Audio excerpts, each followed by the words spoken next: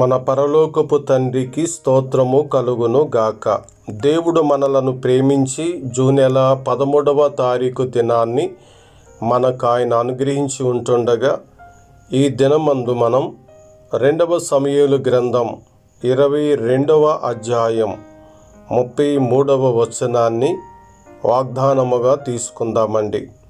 దేవుడు నాకు బలమైన కోటగా ఉన్నాడు. ఈ వాగ్దానమును బట్టి మన పరలోకపు తండ్రికి స్తోత్రము కలుగును గాక.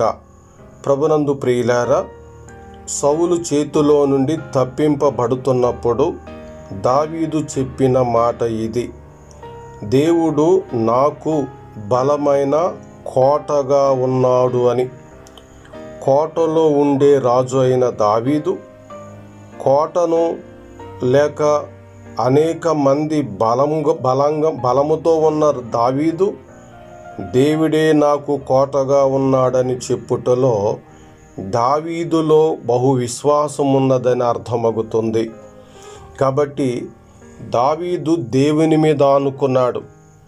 దావీదు శత్రువుల చేతిలో నుండి తప్పించబడ్డాడు. శత్రుత్వం దేశం కలిగినటువంటి వారితో సమాధానముగా ఉండగలిగినాడు. ఎందుకునగా దావీదు దేవుని మీదనే ఆనుకున్నాడు. అందుకనే ఒక సందర్భంలో రాజులను నమ్ముట కంటే యెహోవాను ఆశ్రయించుట మేలని దావీదు తన కీర్తనల గ్రంథంలో పలికినాడు. ఈ ఉదయకాలమున ఈ మాట వింటున్న సహోదరుడా, సహోదరి, దేవుడు నీకు బలమైన కోటగా ఉండాలి అంటే ఈరోజు నువ్వు చేయవలసిన పని, మొదట యోహాను సువార్త 1వ అధ్యాయము 12వ వచనములో తన్ను ఎందరు అంగీకరించుతారో అనగా తన నామమునందు విశ్వాసముంచును వారికి దేవుని పిల్లలగుటకు ఆయన అధికారం అనుగ్రహించునన్న వాక్యం ఉందండి. ఈ వాక్యం ప్రకారంగా లోకంలో ఉన్న నీవు దేవుని కుమారుడుగా కుమార్తెగా మారిపోయినట్లయితే ఈరోజు దేవుడు నీకు బలమైన కోటగా ఉంటాడు. ఈ వాగ్దానాన్ని స్వతంత్రించుకొనుటకు నీలో ఉండవలసిన అర్హత ఇదే. ఆయన నీకు తండ్రిగా ఉండాలి, నీవు ఆయనకు బిడ్డగా ఉండాలి. దావీదు దేవునికి కుమారుడుగా ఉన్నాడు. దావీదు దేవునికి సేవకుడుగా ఉన్నాడు. దావీదు దేవునికి ఇష్టానుసారమైన మనుష్యుడుగా ఉన్నాడు. కాబట్టినే శత్రువు చేతిలో నుండి తప్పించబడ్డాడు. ఈరోజు నీవు శ్రమల చేతిలో నుండి, దుఃఖముల చేతిలో నుండి, బాధల చేతిలో నుండి, అప్పుల చేతిలో నుండి, సమస్యల చేతిలో నుండి తప్పించబడాలి అంటే ఆయనను నీవు ఆశ్రయించి ఆయనలో నువ్వు ఉండాలి.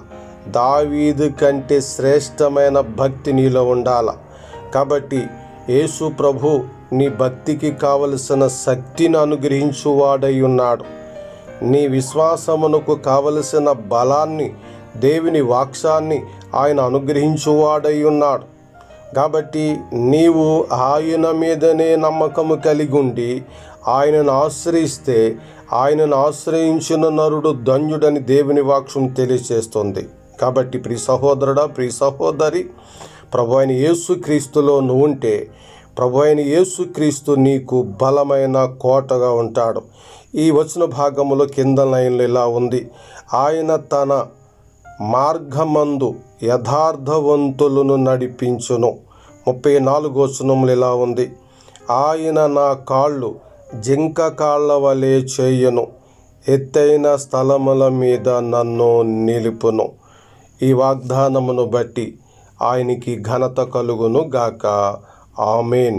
ప్రేమ నమ్మకమైన మా తండ్రి, ఈ 2024 సంవత్సరం ఈ జూన్ నెల 13వ తారీఖు దినమున నీ పాదముల చెంతకు నీ వాక్యమును బట్టి చేరినాము.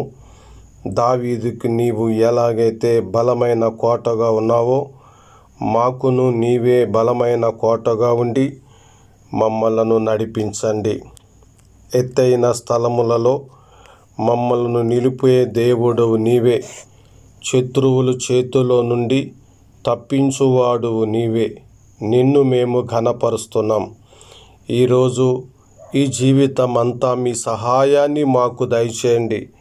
మీ నిత్య మార్గములో మమ్మల్ని నడిపించండి. ప్రభువును రక్షకుడైన యేసుక్రీస్తు ఘననామములో ఈ ప్రార్థన అడుగుచున్నాము తండ్రి.